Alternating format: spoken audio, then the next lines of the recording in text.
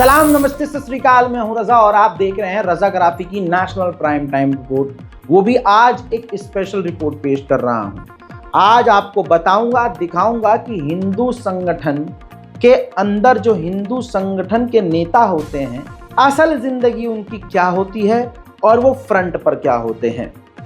Islamophobia चरम सीमा पर है, मुसलमान पूरी बेवकूफ़ी पर हैं, आपस में लड़ भिड़ रहे हैं, लेकिन ये नहीं देख रहे कि सामने वाले हमारी मस्जिदों को पूरी प्लानिंग के तहत मिटा रहे हैं, हमारी मॉब लिंचिंग पूरी प्लानिंग से कर रहे हैं और मुसलमानों को चुन चुन के पूरे देश में मारा जा रहा है और मोदी जी ताली बजा रहे हैं।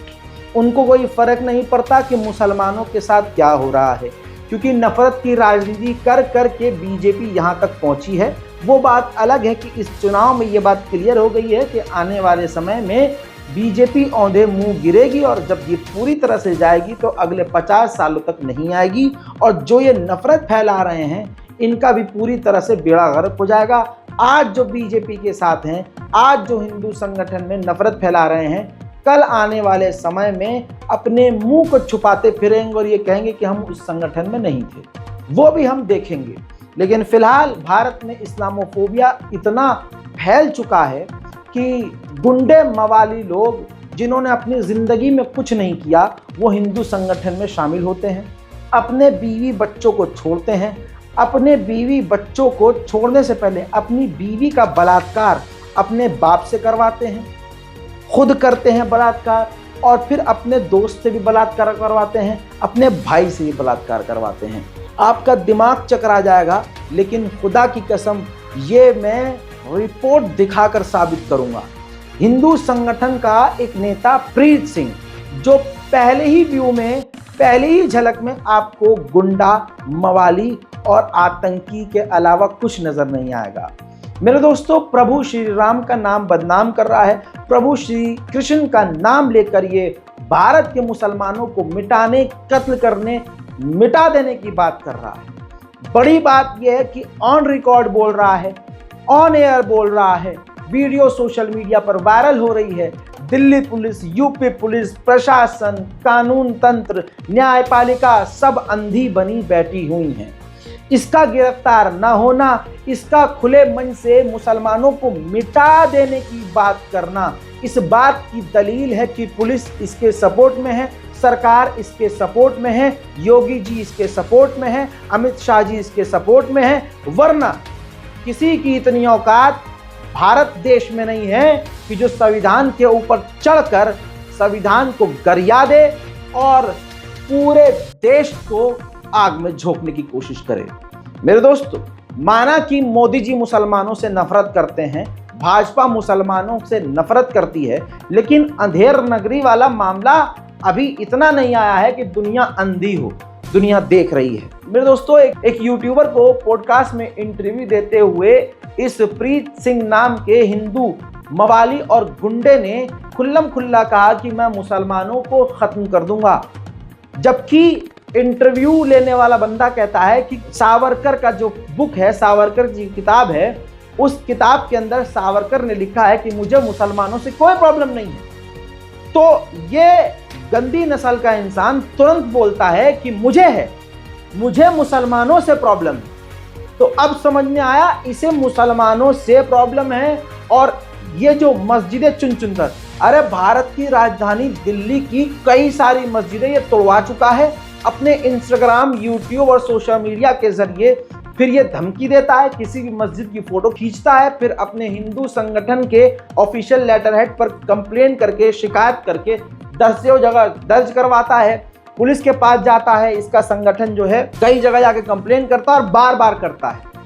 फिर पुलिस प्रशासन भी इनका साथ देता है और फिर नोटिस मस्जिद पर चस्पा कर देता है और फिर कुछ दिन बाद बुलडोजर चल जाता है। इस पूरी प्रक्रिया का ये वीडियो बनाता है, उस पर गाना लगाता है, रील बनाता है, अपलोड करता है। मुसलमानों को मारना, काटना, मिटाना, मसाजिद इनकी मुसलमानों की शहीद करना और उस पर 30 मिनट में ये सब कुछ वीडियो बनाकर अपलोड करना और उस पर व्यू कमाना, पैसा कमाना आज हिंदू संगठन का काम है।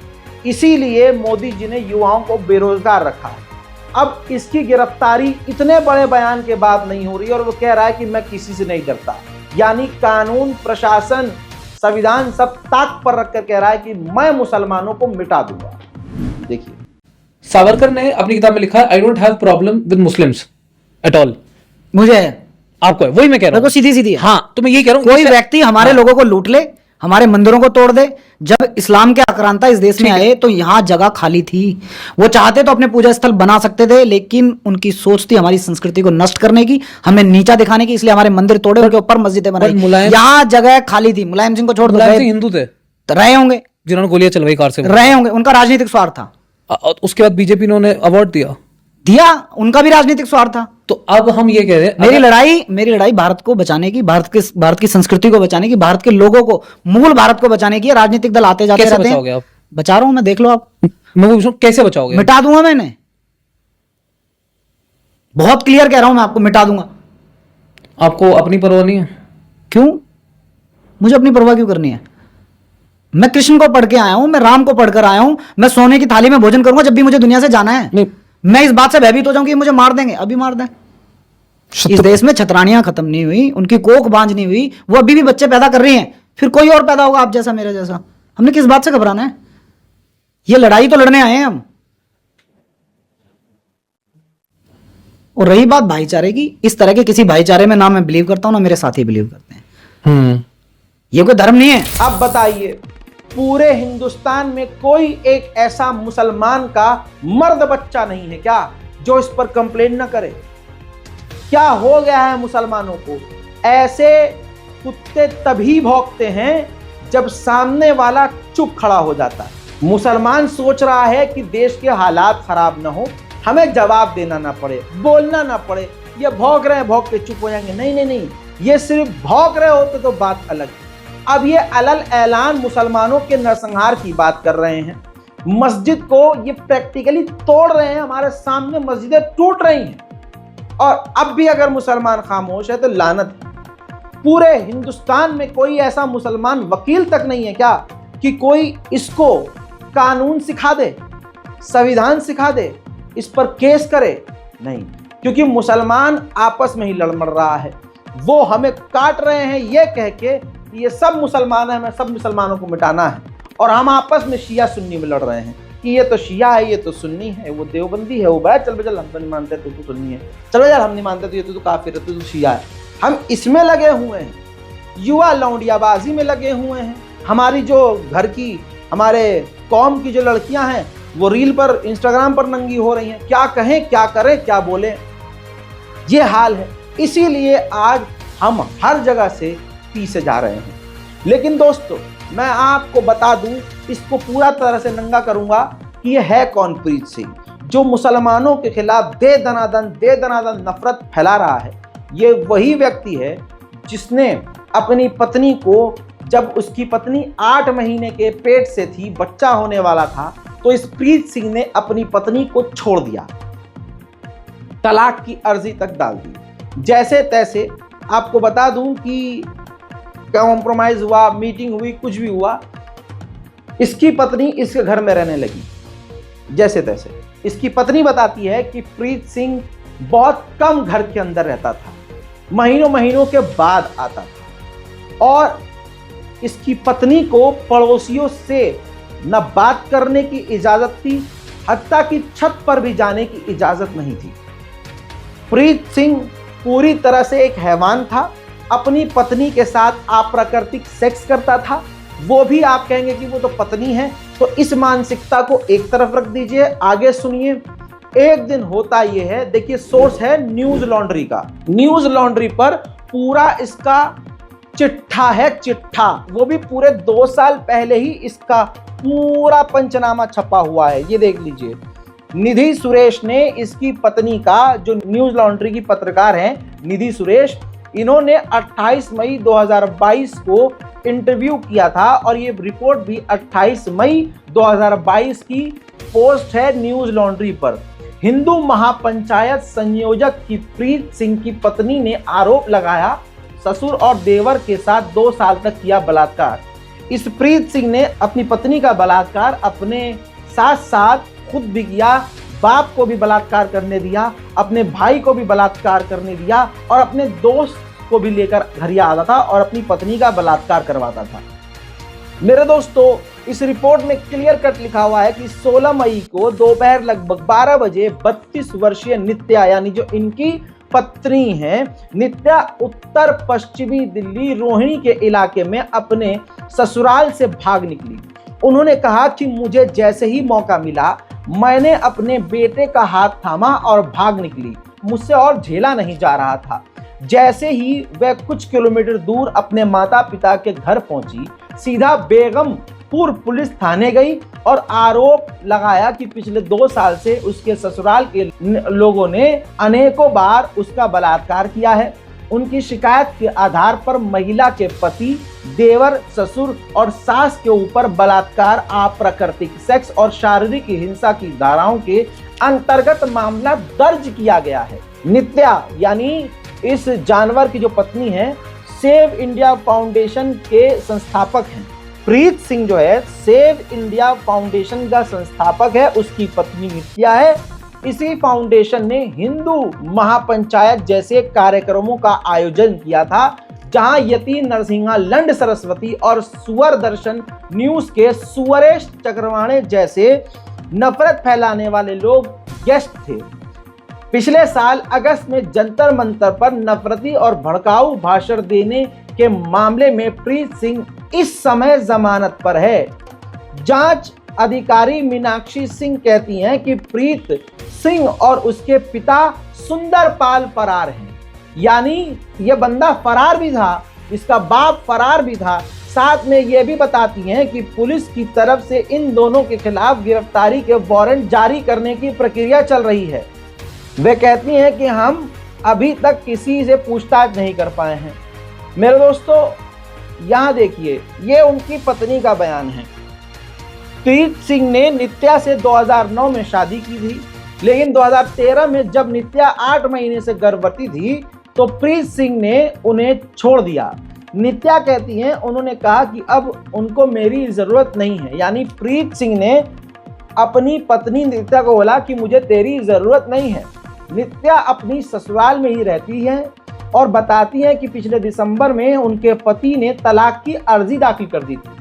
नित्या आरोप लगाती हैं कि पिछले 3 सालों से उन्हें माता पिता के पास जाने और पड़ोसियों से बात करने तक की इजाज़त नहीं दी गई है।